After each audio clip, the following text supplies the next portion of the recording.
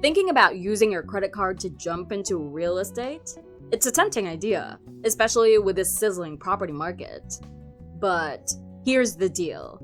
While it might seem like a shortcut to real estate riches, there are some serious things you need to know before taking the plunge. Hey guys, welcome back to Finance Homefront. I'm Bev. Today, we're diving into a topic that's buzzing: investing in real estate using a credit card. Sounds intriguing, right? But hold up, there's more to it than meets the eye. Stick around as we unpack the potential and pitfalls of this strategy. But first, if you haven't already, make sure to hit that like button, subscribe to our channel, and ring that notification bell. We've got loads of financial insights coming your way. Now, let's get into it. Buying a house with your credit card isn't as straightforward as grabbing lunch or a new TV. First off, most credit cards won't have a high enough limit to cover the whole home cost.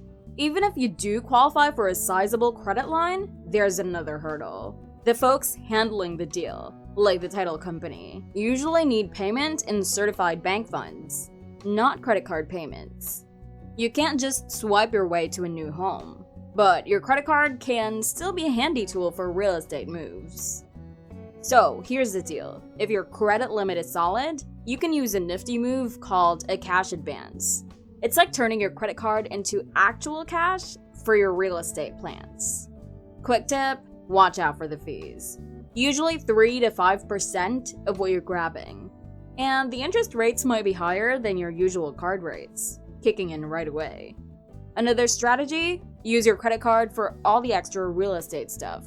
If you're fixing up a budget-friendly place for future rent, your card can cover the costs for contractors and materials. Just keep an eye on any sneaky fees and interest rates and you're good to go. Now for the savvy rewards collectors, there's a cool move. Cash in those hard-earned points.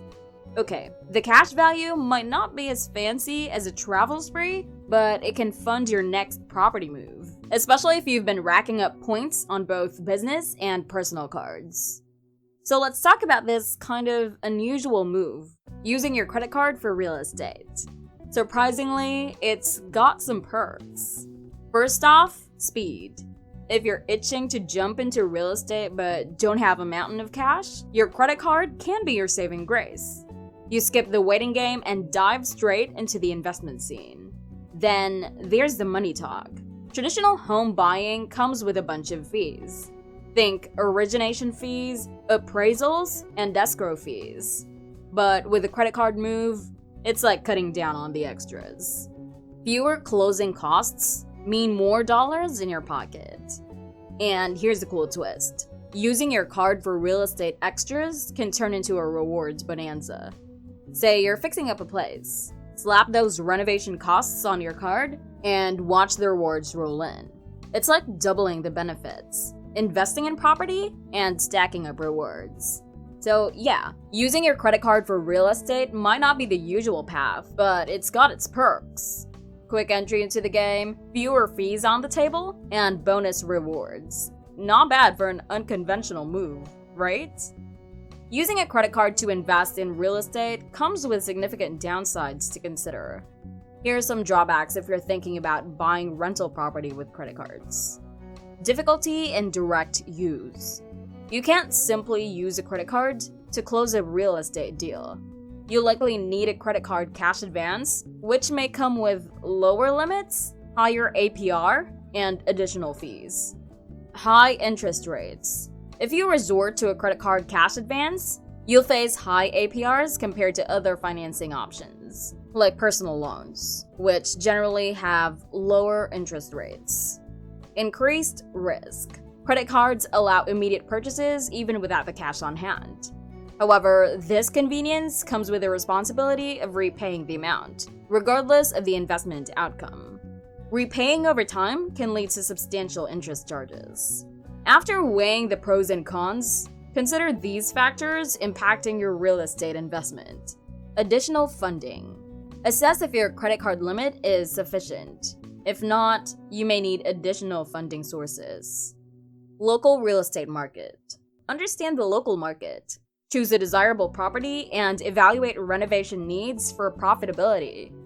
repayment ability. Treat your credit card as a short-term tool, planning to use profits to repay the debt promptly. If using credit cards doesn't align with your strategy, explore other options. Personal loans.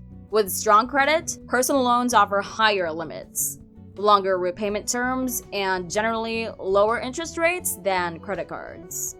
Personal savings. Avoid borrowing altogether by tapping into personal savings or waiting until you've saved enough to invest without incurring high finance charges. Be cautious when using a credit card, which is basically borrowed money, to finance investments, especially in real estate.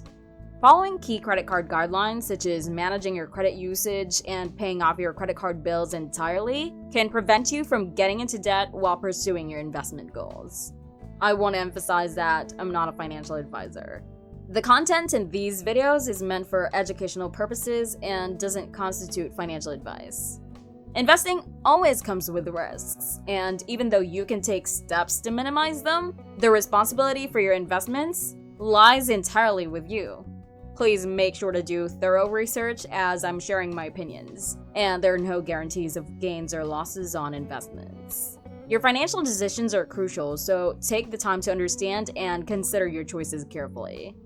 Alright, let's wrap up this credit card and real estate adventure. So, we've covered some pretty nifty moves on how to sprinkle a bit of credit card magic into your property game. Remember, using a credit card to fund your real estate venture is like taking a detour on the investment highway.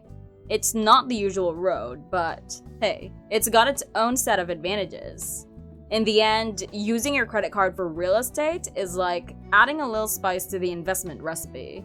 It might not be the classic move, but if you're up for an adventure and know the lay of the land, why not give it a shot? Now, here's the million-dollar question. Have you ever considered this unconventional path to fund your property dreams? Drop your thoughts in the comments below. Did you find these tips helpful, or do you have your own tricks up your sleeve? Let's start a real estate conversation right here.